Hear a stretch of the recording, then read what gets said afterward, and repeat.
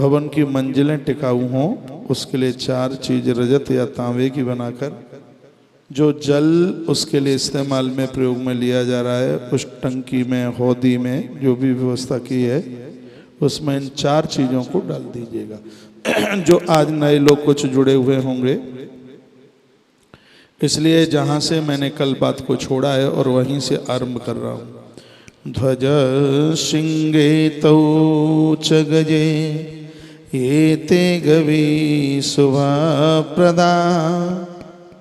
लिखा है ध्वज, सिंह, गज और नंदी, ये शुभ प्रदा, बहुत ही ज्यादा शुभ है। शुभ क्या, ये अति शुभ है। जो आप ध्वज लगाते हैं ये आयु को बढ़ाने वाली है। जो आपने जो ध्वज डाली है ये उस परिवार में रहने वाले लोगों की उम्र को बढ़ावे। जो आपने वहाँ पर जो नंदी को उसमें जल में आपने डाला है, भगवान नंदीश्वर के द्वारा आपके घर में देवी देवताओं का अर्चन, बंदन और पूजन। और जो आपने उसमें एक हाथी बना करके डाला है, अब तो पलंग होते हैं, नहीं तो खाट, चारपाई, आने वाले लोगों के लिए कहीं कोई बिस्तरों की किसी सामग्री की कमी ना आवे, ये उस गज की महिमा है। जो आपने सिंह डाला है एक रजत का बना करके, ये एकाग्रचित्तता, आत्मसंयमित, उस घर के लोग अपने मन मुताबिक किसी गलत रास्ते पर पाँव न रखें। उस घर में जन्म लेने वाले लोग धर्म, कर्म और अपने रास्ते को ही प्रशस्त करें। ऐसा नहीं है अपने मन मुताबिक वहाँ की बेटियाँ अपने हिसाब से विवाह कर लें, वहाँ के पुत्र लोग हैं वो अपने हिसाब से विवाह कर लें। ऐसे तमाम तरह के दोष होते हैं जिनको ये चारों चीज़ें समाप्त करती हैं। गजाए व ध्वजाए व गजानम सदनम शुभम। ये गज, ध्वज, सिंह और नंदी, यह बहुत शुभ है। जिनके मकान बन गए हैं वह भी इन चारों को बना करके अपने घर में इसको आप रख सकते हैं। वास्तु के अनुसार ये चारों के चारों अति शुभ हैं। तो यह मैं चर्चा आपके बीच में कर रहा हूँ। गजाए संपदा वृद्धिम, जो आपने गज है रखा है ये संपदा को देने वाला है, संपदाम वृद्धिम। शोक दुखदा, ये घर के शोकों को, दुखों को, परेशानियों को दूर करने वाला है। ध्वजा आयु को बढ़ाने वाली है। तो सिंह है उस घर के लोगों को चरित्रवान बनाए। ये बहुत सी ऐसी चीज़ें हैं जिनका अपने आप में निश्चित रूप से एक प्रभाव तो है ही। आइए अब मैं आपको उधर लेकर के चलता हूँ कि आप जो घर का निर्माण कर रहे हैं उसमें कौन सी दिशा में कौन सी चीज़ आप बनाएं। आप कागज़ और कलम लेकर के बैठिएगा। यह आपके लिए सुनना एक जरूरी नहीं, ज़्यादा ही जरूरी है। ये आप सुन लें कौन सी दिशा में कौन सी चीज़ बनाए, उसका वर्णन हमारे ग्रंथों में लिखा है। ईशानां देवतागे हम पूर्वश्याम स्नान मंदिरम आग्नेयां पाक सदनं भंडारागारमुत्तरे। ग्रह के मध्य से ईशान कोण का जो बिल्कुल कोना है उसमें पूजा घर बनाना चाहिए, बहुत शुभ है। उत्तर और पूर्व, इसके जो बीच का जो स्थान है उसको ईशान कोण कहते हैं। ईशान कोण में मंदिर अति शुभ है। शुभ क्या, बहुत ही ज़्यादा शुभ है। ईशान कोण में यदि मंदिर बनाया जाए, कुबेर के भंडार में कमी आ सकती है लेकिन उन लोगों के धन में कमी नहीं आएगी। एक दिन मैंने और भी बोला है, ईशान कोण में कुबेर का भंडार घर है। वो अपना धन वहाँ पर रखते हैं, वो अपनी तिजोरी वहाँ रखते हैं, वो अपना पैसा वहाँ पर रखते हैं। भगवान शंकर की जगह है यह है, जिसको ईशान कोण के नाम से जाना जाता है। ग्रंथ में उसी बात को कहा जा रहा है, बहुत ठीक से सुनिएगा। लिखा ईशान्याम देवतागे हम पूर्वश्याम स्नान मंदिरम। ईशान कोण में देवताओं की जगह यह भगवान का मंदिर इस स्थान पर बनाइए, बहुत ज़्यादा शुभ है। इस जगह पर आपका मंदिर होगा, घर में दुविधाएं नहीं आएंगी, आफतें नहीं आएंगी, परेशानियां नहीं आएंगी। यहाँ का मंदिर अति शुभ है। एक दिन ये मैं आपको और बीच में बताऊंगा, मंदिर में कौन सी देवता को आप कौन सी दिशा में बैठाएं। हमारे ग्रंथों में वर्णन है, आप शंकर जी को जहाँ बैठाते हैं उसकी भी एक दिशा है, जगह है। आप दुर्गा माँ को बैठाते हैं उसके लिए भी स्थान है। आप गणेश जी को बैठाते हैं उनके लिए भी जगह है। आप लड्डू गोपाल जी को बैठाते हैं उनके लिए भी जगह है। आप शंख कहाँ रखें, आप घंटी कहाँ रखें, घिसा हुआ चंदन कहाँ रखें, या आप जोत जलाते हैं जलती हुई जोत कहाँ रखें आप, ये सब हमारे वास्तु ग्रंथों में इसका वर्णन किया है। वो नंबर आएगा वो भी बताने के लिए। पहले आप ये लिख लीजिए, ग्रह के मध्य से ठीक ईशान कोण में भगवान का पूजा गृह बनाना चाहिए। और जब भी आप अपना भवन बनाते हैं तो जैसे ही आपने मुहूर्त किया है तो सबसे पहले एक ईंट उस जगह पर लगा दें जहाँ, जिस स्थान पर आपके मैप में, आपके नक्शे में, जहाँ मंदिर के लिए इंजीनियर ने जो स्थान बताया है, तो सबसे पहले की ईंट है वो आप भूमि पूजन के तत्पश्चात आप भवन निर्माण का जब आप काम कर रहे हैं, बाउंड्री के बाद जो अंदर का आप जो काम कर रहे हैं, भले ही आप एक ईंट लगाएं, उसमें आप मंदिर के लिए एक ईंट लगाइए। ईशान्याम देवता गे हम, ईशान में देवताओं का गृह आप बनाते हैं, वो बहुत ज़्यादा बढ़िया है। तो ये बात आपकी जरूर निश्चित समझ में आई होगी।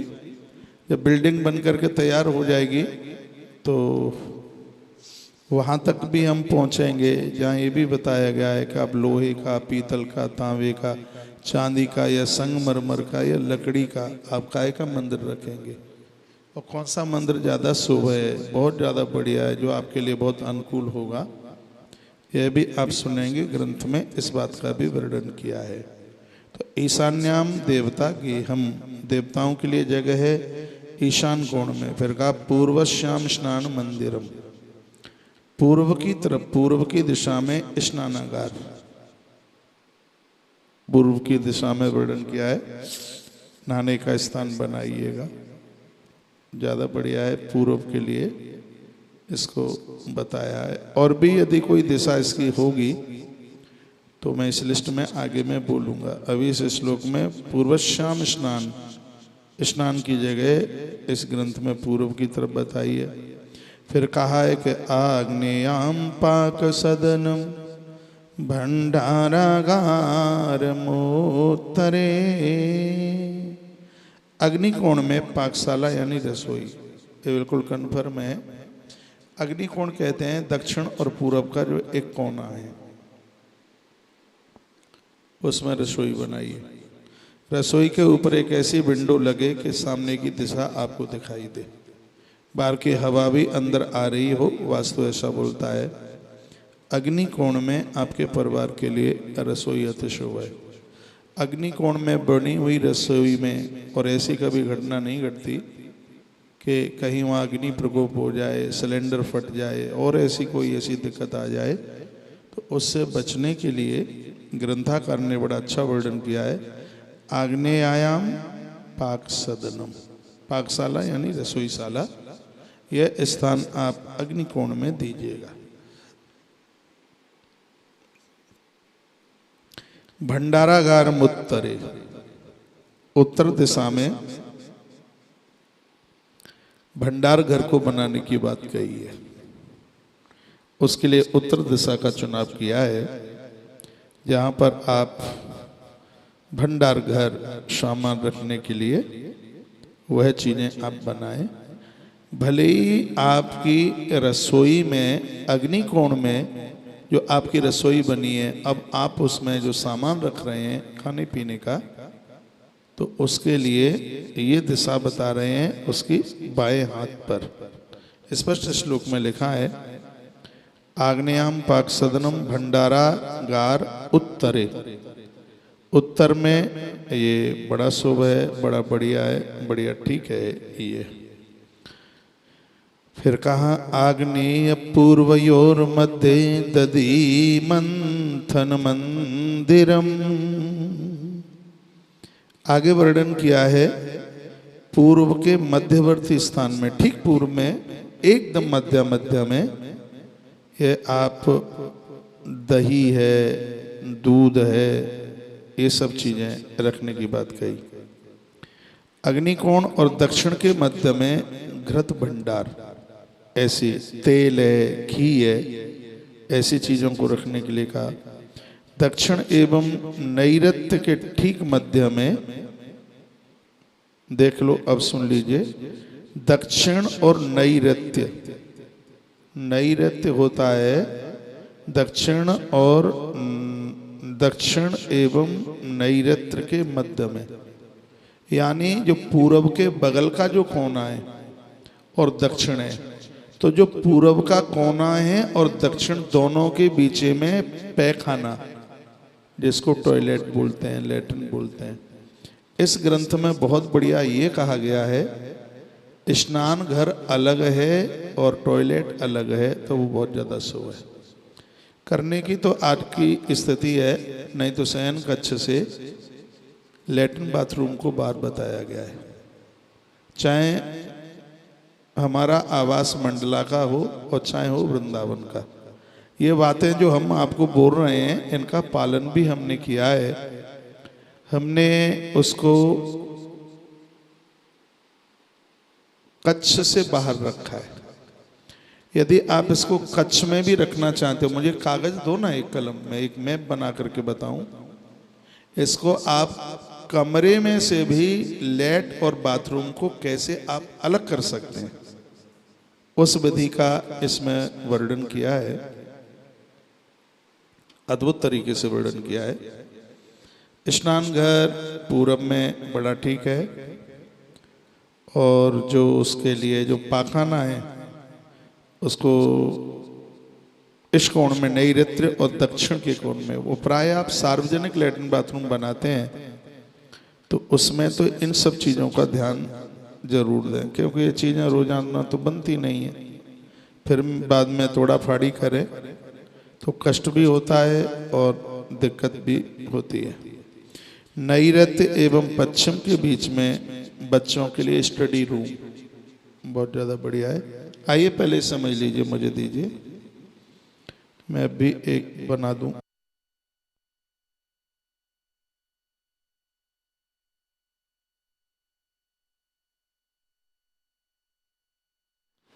लाओगे एक बार?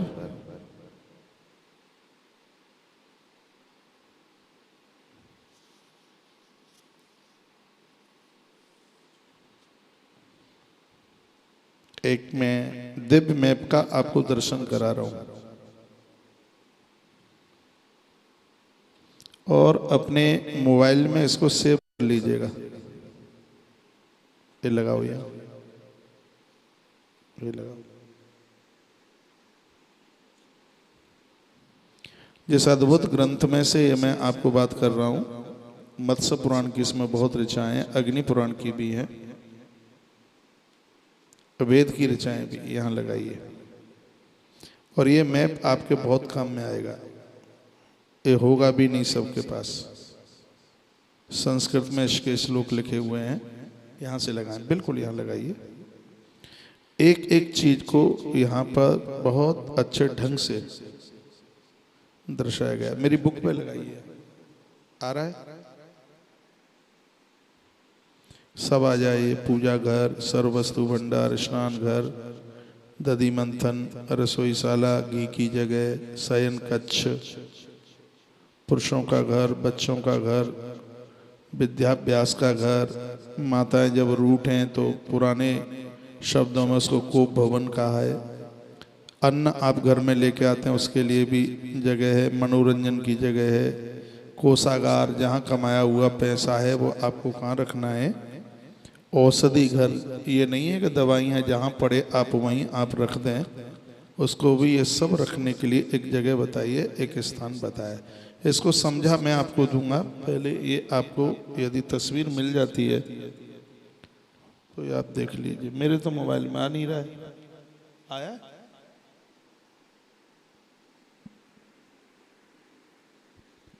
ये नेट ही खत्म हो जाते हैं। ये दे दीजिए। नहीं, ये दीजिए।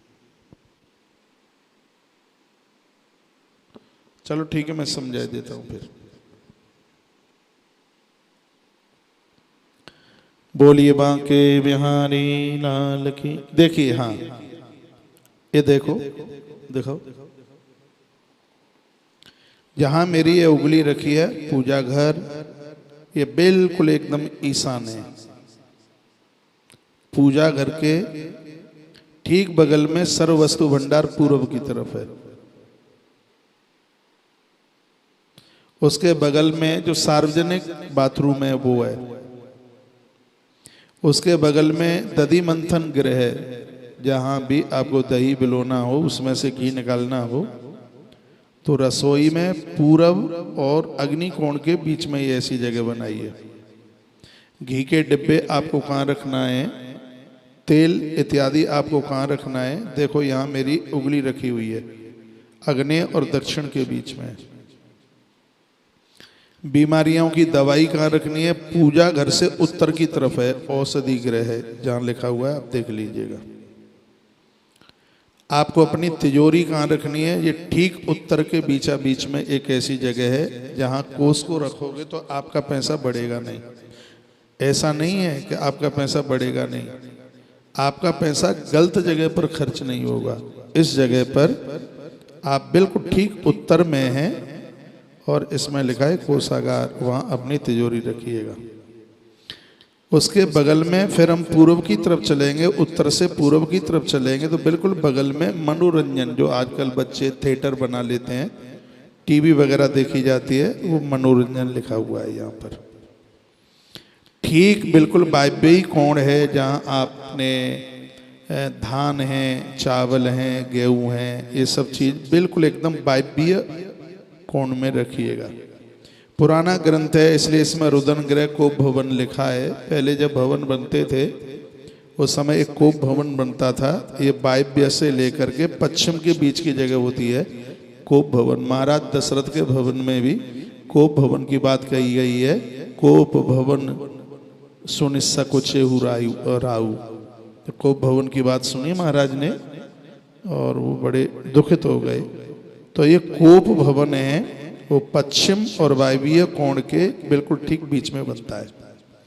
अब जो भोजन करते हैं वो जगह है वो एकदम बिल्कुल पश्चिम में है, जहाँ सब लोग, ये आप समझ लीजिए जो आजकल वो टेबल डाली जाती है ना, जिसको ड्राइंग टेबल कहते हैं, इस ड्राइंग टेबल का जो स्थान है जिस पर 6 कुर्सियाँ या 7-8 कुर्सियाँ हैं, उसको आप पश्चिम की दिशा में आप डालिएगा। उसको मुझे एक पेन दोगे?